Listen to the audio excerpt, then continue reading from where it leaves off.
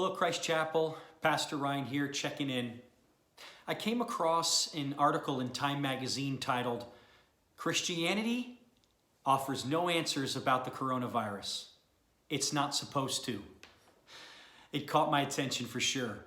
It was written by New Testament scholar, professor, and author N.T. Wright. He writes in the article, and I quote, "No doubt the usual silly suspects will tell us why God is doing this to us. A punishment, a warning, a sign. These are knee-jerk would-be Christian reactions in a culture which generations back embraced rationalism. Everything must have an explanation. But supposing it doesn't, perhaps what we need more than explanations or relief is to recover the biblical tradition of lament," end quote. You know, the biblical tradition of lament is bringing our sorrow, our grief, and our very hard questions to God. A third of the Psalms are actually laments in various patterns. For instance, Psalm 89 starts with the declaration, "I will sing of the Lord's unfailing love forever!" Exclamation point. And then starts to describe how things have gone very wrong. And by verse 49 of 52 verses, the psalmist is now asking, "Lord, where is your unfailing love?" Question mark. The psalm before it, 88, starts with cries of misery, "For my life is full of troubles." And it ends in darkness in verse 18. "You have taken away my companions and loved ones. Darkness is my closest friend." There are common elements in the laments we find in the Bible. People who lament do so to a God who they know is real. They may be asking where he is gone and if he is listening, but no doubt, there is no question, he is real. Laments are asking God the hard questions of why. I like what the great preacher Charles Spurgeon said concerning the laments in the Psalms.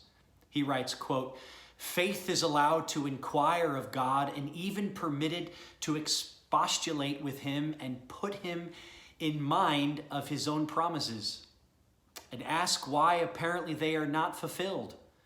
If the Lord be indeed our refuge, when we find no refuge, it is time to be raising the questions, why is this?" End quote. Biblical laments dare to ask God for help even when we have no idea where, when, or how that help will arrive.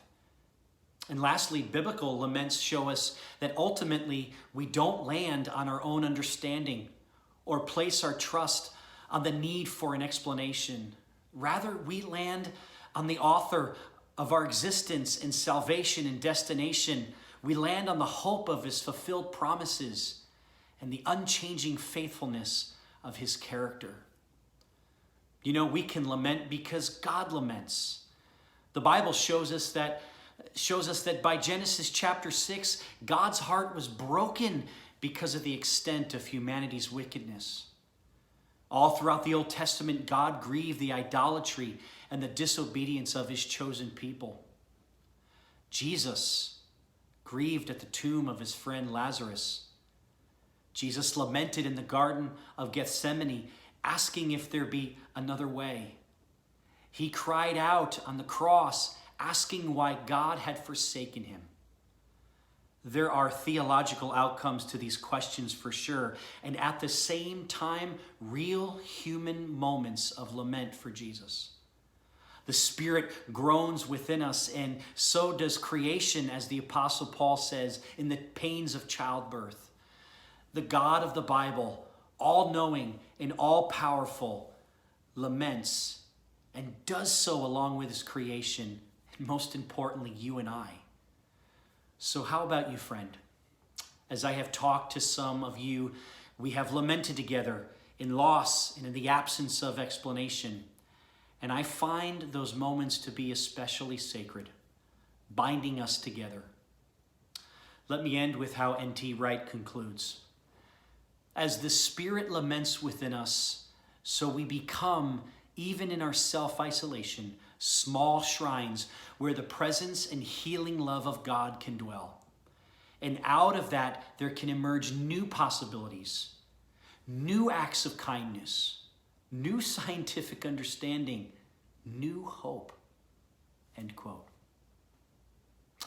Now, all glory to God, who is able, through his mighty power, to work within us, to accomplish infinitely more than we might ask or think. Amen.